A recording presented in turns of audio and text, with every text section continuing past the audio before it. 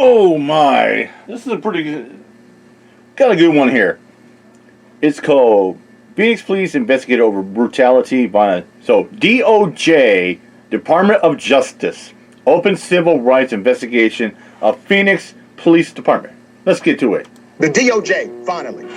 They are opening a civil rights investigation into the Phoenix Police Department. They are utilizing a little known and rarely used method to do this. They need to do it more. We covered something that happened in Phoenix not too long ago on Indisputable. I'm going to bring that video back to your attention. This, in my opinion, was a straight up murder. This is graphic. I warn you first. Here's that video. Let's get to it. Viewer discretion is advised. Phoenix Police.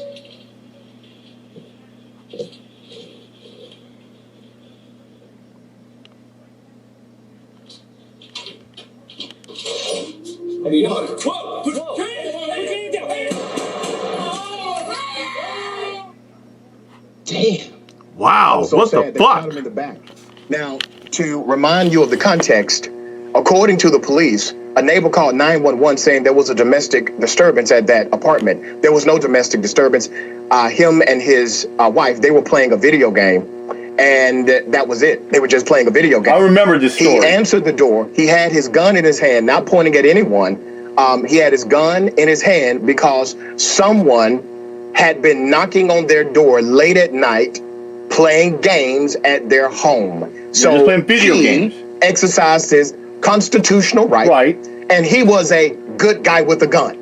He was exercising his Second Amendment, the right to carry, bear arms. He thought this was in the state of Arizona, it is legal to do it. You have that right. As soon as he saw the police, he submitted to their authority immediately, and then he was shot in the back. The police, they actually lied about what happened.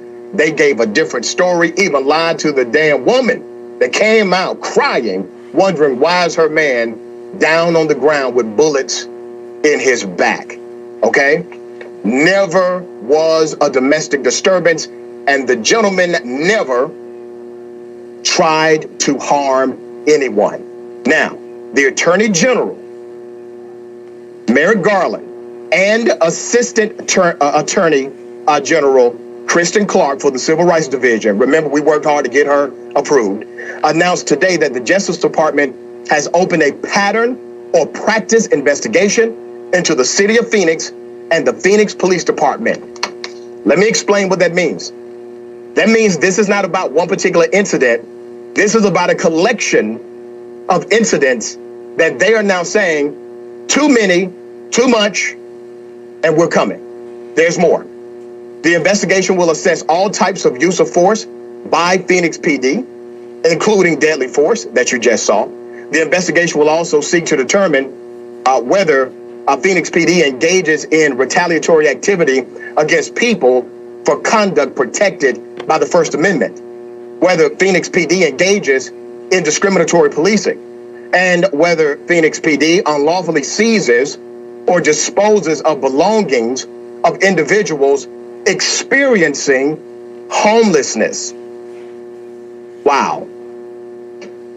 Just an update from what you just saw in that video. The Phoenix Police Department will move forward with plans to fire the officer who fatally shot 40-year-old Ryan Whitaker in the back last May. A department spokesperson confirmed that. Obviously, we're looking for that officer and anyone who lied on that police report. All of them should be held to the highest standard of accountability and be arrested, charged, prosecuted. Big Waz, that was a hell of a thing to watch, right? But the federal government is saying that's not even all of it. There's more, and we need to investigate. Yeah, it's disturbing, honestly. Just full disclosure, I actually try to avoid police shooting videos nowadays because, you see one, you kind of seen them all, and they're all equally as disgusting and galling. But I literally watched that for the first time just now. And, what really struck me, Doc, is that when they knocked on the door, they moved away from the peephole. They weren't in the line of vision of the guy's peephole.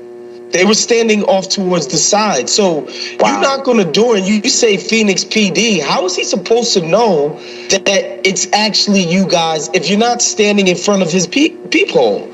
And so when he comes out, he sees that it's the cops. He immediately surrenders and they shoot the dude anyway.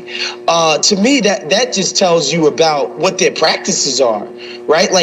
Obviously, you're supposed to be identifying yourself. How can you identify yourself if you're not in the guy's line of vision? That shows me, first of all, the dude who shot him was clearly a fraidy cat, scared to death, scared as hell, couldn't even stand in front of the man's door to identify himself as a police officer, and he wasn't even facing you. He was facing the other guy, put his hands up, and was like, oh, okay, oh shoot, excuse me, I'm done. And man, that's just galling, honestly. Yeah. That's criminal behavior. At the very least, it was reckless and should be some type of manslaughter charge. At the very least, that's just scary. And it's nice that the federal government is going to investigate these cats because that's unacceptable. And the last thing that I will say that we don't talk about. I don't know the economic background of the man who was shot, but I'd be willing to venture a guess that he's probably of a lower class. And generally speaking, that's who the cops shoot at across the board, across races, across genders, is always people from economically less, rich people. That's just what generally ends up happens in police shootings. Yeah, and the evidence here is clear that the man should be alive. Clear. And the officer in front of him did not shoot. If anybody would have been in danger, definitely not the cop behind him.